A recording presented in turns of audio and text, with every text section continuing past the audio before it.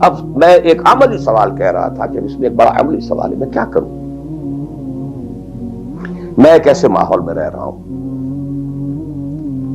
جس میں اللہ کا دین غالب نہیں ہے. میں نماز پڑھ رہا ہوں، روزہ رکھ رہا ہوں، میں شراب نہیں پیتا، میں سور نہیں کھاتا. چلو میں نے اپنا اکاؤنٹ جو ہے بینک میں جو ہے کرنٹ اکاؤنٹ رکھا ہوا ہے، میں نے کوئی سود نہیں لیا، نہ سود لینا چاہتا ہوں. کیا کروں؟ اکیلا چنا پہاڑ کو تو نہیں پھوڑ سکتا، پورا نظام تو میرے بدلنے سے نہیں بدل جائے گا.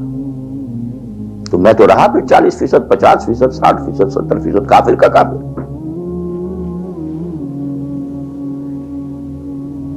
تو what's the way out? What's the مخرج؟ بڑی پیاری حدیث ہے وہ جس میں یہ الفاظ آتے ہیں. حضور نے فرمایا انہا ستکون فتنۃ، ایک وقت آئے گا تو بڑا فتنہ ہوگا. حضرت علی فرماتے میں نے فوراً عرض کیا مل مخرج منہا یا رسول اللہ، اے اللہ کے رسول یہ بتائیے اس سے نکلنے کا راستہ کون سا ہوگا. یہ نہیں پوچھا کیا فتنہ ہوگا، کیوں ہوگا، کب ہوگا، کیسے ہوگا، کدھر سے آئے گا، کچھ نہیں، نکلنے کا راستہ بتائیے. بلکہ ایک اور روایت اس حدیث کی اس سے بھی زیادہ پیاری ہے کہ اصل میں حضرت جبرائیل نے کہا حضور سے یا محمد امتک بعدک،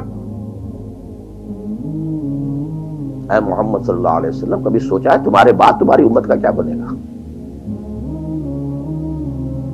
تو حضور پلٹ کر سوال کرتے ہیں مل مخرج منہا یا جبرائیل، تو بہت بڑا پرابلم تم نے اے جبرائیل میرے سامنے رکھا ہے، تو اب آپ ہی بتائیں اس سے نکلنے کا راستہ کیا؟ قال کتاب اللہ. وہ پوری حدیث پھر وہی ہے، کتاب اللہ فیہ خبر ما قبلکم ونبأ ما بعدکم وحکم ما بینکم وہو ذکر الحکیم وہو صراط المستقیم وہو حبل اللہ المتین. اس کا مخرج کیا ہے؟ یہ ہے اصل میں میرے اگر تو یہ بات سمجھ میں آ گئی، اس کے لیے تصور سمجھ لیجئے ہمارے دین میں کفارے کا ایک تصور ہے. آپ نے روزہ توڑ دیا، وہ تو ٹوٹ گیا، کیا کروں؟ جڑ تو نہیں سکتا. کب اشکوں سے جڑ سکتا ہے؟ جو ٹوٹ گیا سو ٹوٹ گیا. موتی ہو کہ شیشہ جام کے بل، جو ٹوٹ گیا سو ٹوٹ گیا. تم ناحق ٹکڑے چن چن کر دامن میں چھپائے بیٹھے ہو، شیشوں کا مسیحا کوئی نہیں، کیا آس لگائے بیٹھے. وہ تو ٹوٹ گیا، لیکن اس کا کفارہ دے دیا گیا. کفارہ ہے. قسم کھائی تھی، یہ نہیں ہے کہ اب توڑ نہیں سکتے، غلط کھا بیٹھے توڑو، کفارہ. آج میں اس لفظ کفارہ کے حوالے سے آپ کے سامنے وہ بات کر رہا ہوں. اب مجھے اللہ نے پیدا کر دیا اس دور میں، کسی کو ہندوستان میں پیدا کیا، کسی کو انگلستان میں کیا ہے، کسی کو امریکہ میں کیا ہے، کسی کو پاکستان میں کیا ہے، کچھ کو پاکستان پہنچا دیا ہے چاہے زبردستی چاہے اپنی مرضی سے، کسی کو یہاں پہنچا دیا ہے چاہے کسی بھی نیت اور کسی بھی ارادے سے. لیکن اب ہے کہیں ہے، کیا کریں؟ کوئی کفارہ ہونا چاہیے، کوئی مخرج ہونا چاہیے. بس یہی کفارہ ہے. پھر نوٹ کر لیجئے اس ماحول سے سوائے سبسسٹنس لیول کے اور کچھ حاصل مت کرو، اور اس سبسسٹنس لیول پر بھی جو کچھ تم نے کھایا پیا ہے اور سانس لیا ہے، جو انرجی کریٹ ہوئی ہے، اس کا میکسیمم اس جہاد میں صرف کر دو کہ اس نظام کو بدلو. تمہاری یہ جد و جہد، تمہاری یہ کوشش کفارہ بن جائے گی اس کا. معذرتاً الی ربکم، معذرت پیش کر سکو گے اللہ کے.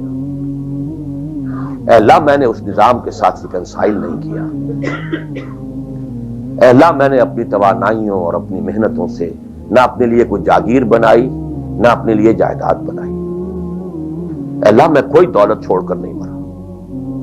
اے اللہ میں نے اپنے بچوں کو بھی اسی کام کے لیے لگا دیا تھا.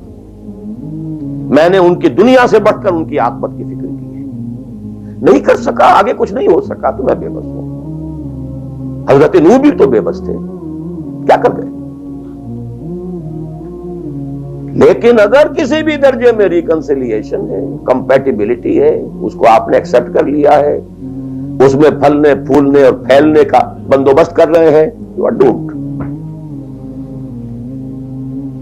Everything will be multiplied by a big zero and will become a zero. یہ ہے جو میں سمجھا.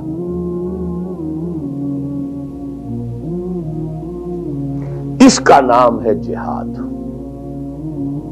Constant friction, constant struggle. جان مال، ان صلاتی و نسکی و محیای و مماتی للہ رب العالمین.